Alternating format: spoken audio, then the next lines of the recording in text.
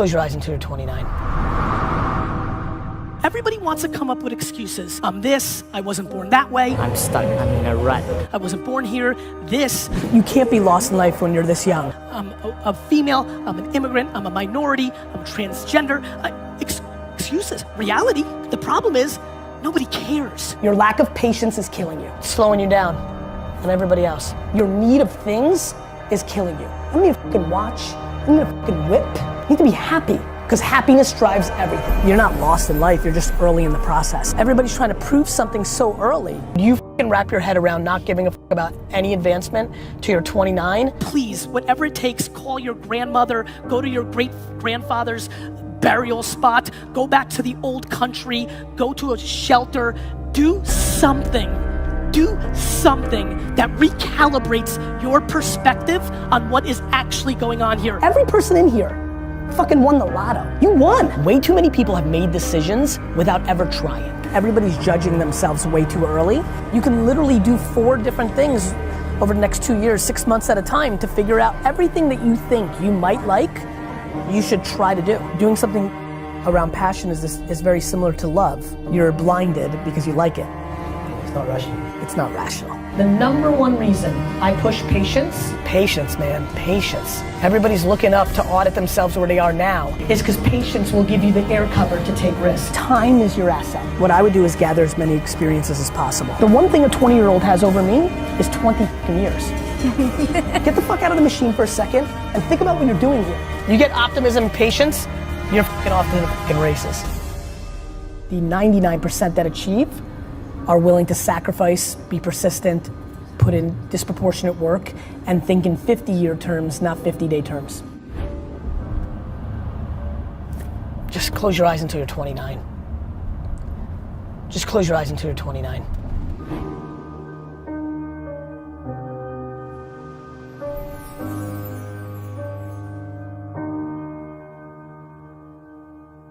Because when you see regret in a man's eyes, it's fucking painful because you can't do shit about it. When you're 90 and you're not mobile and you're tired and it's over, you can't do it. You can't do it. You can't build that company you wanted. You can't spend that time with your kid. It's regret. Yeah. And it fucking drives the shit out of me. Understand how much it costs you to survive bad times. What they don't understand is that even when you are expecting something good to happen, it costs you something. That hope costs you something. That expectation costs you something. It takes something for you to stand in a position of readiness, expecting good things to happen that don't.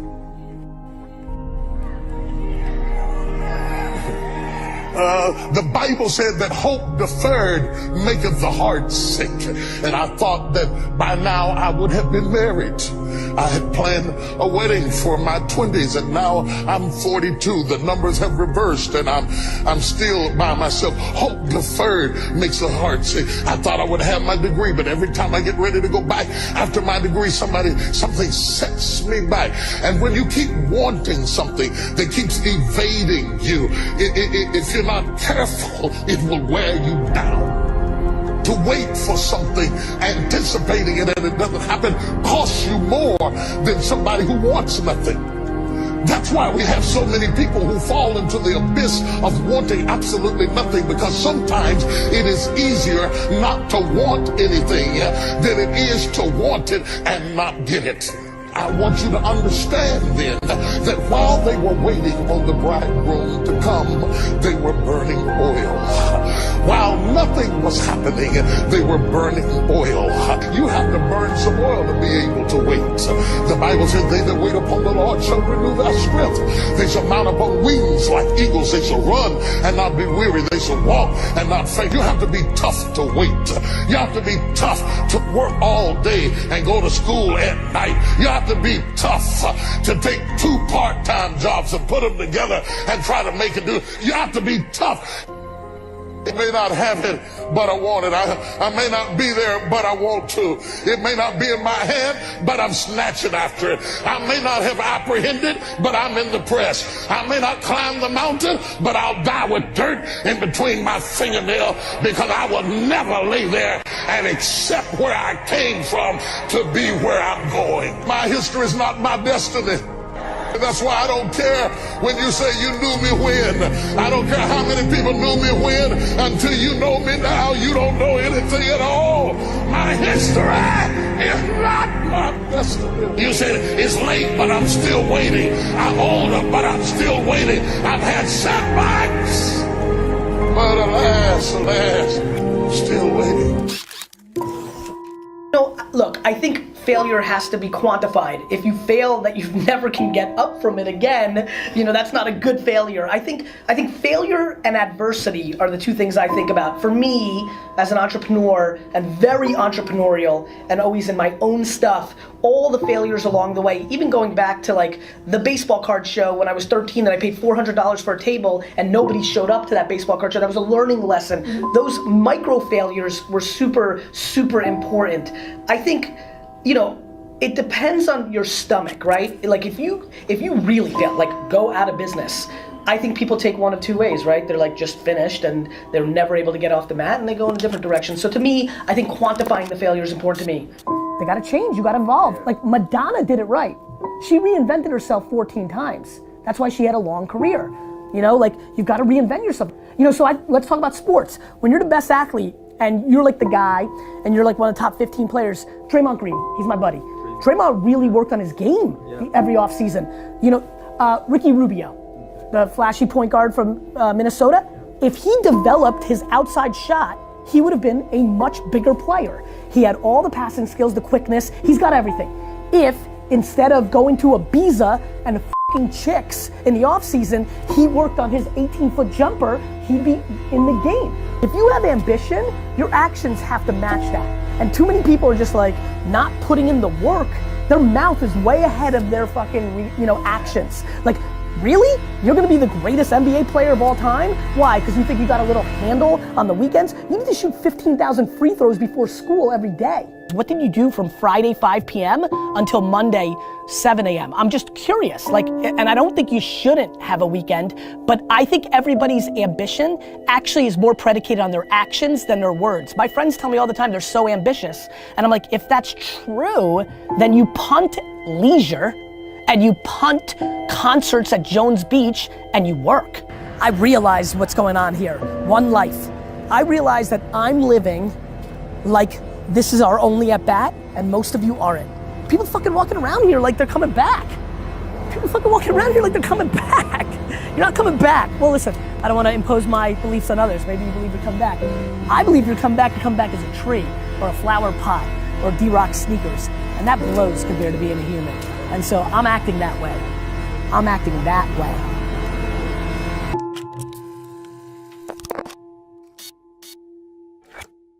Your first video got how many views?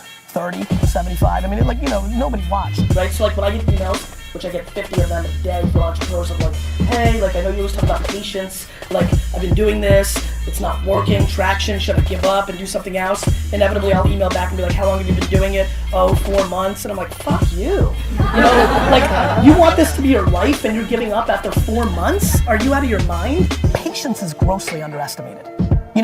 I was very successful, my wine business is growing. Now I start doing this show and spending all my time trying to promote this show, and the sales of Wine Library start flattening out because I was the engine. The show wasn't getting watched, but I knew this was right, and the show really didn't take off until mid-2007, a year and a half in, of 5 days a week of doing a show, getting only hundreds, then a couple thousand views. Gotta keep putting in the work every day. 1 is better than 0. Gotta keep putting in the work, putting in the work, putting in the work. There is no quick cure. The hard work matters, and the patience is what overrides it, right? I don't need to get mines at 25. Heck, I don't need to get mines at 45. This is a long, long game. I'm very driven by the climb, right? I think being an immigrant, I guess, or just having this DNA, I don't like winning. I like losing. I like the struggle. I don't give a shit about the stuff that comes along. But the game is my drug. Like there will never be a game over for me. There's no dollar amount.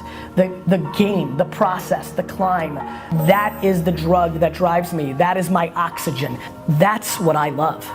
And so every day is gonna go by. 2016, 2017, 2018, 2019, 2020, 2021. And you're gonna look for the short game. You're gonna look for that miracle algorithm. You're gonna look for that one move that's gonna change your outcome. And you're gonna continue to search and play the short game while I keep putting in the work, the hours, the long-term value, and putting in the work while everybody else is hoping and dreaming. I'm gonna be executing. You play the short game. I'll keep playing the long game. And it's time to put on a helmet and get to work. I'm scared. I'm super scared. I'm scared because I know exactly what happens this month every year.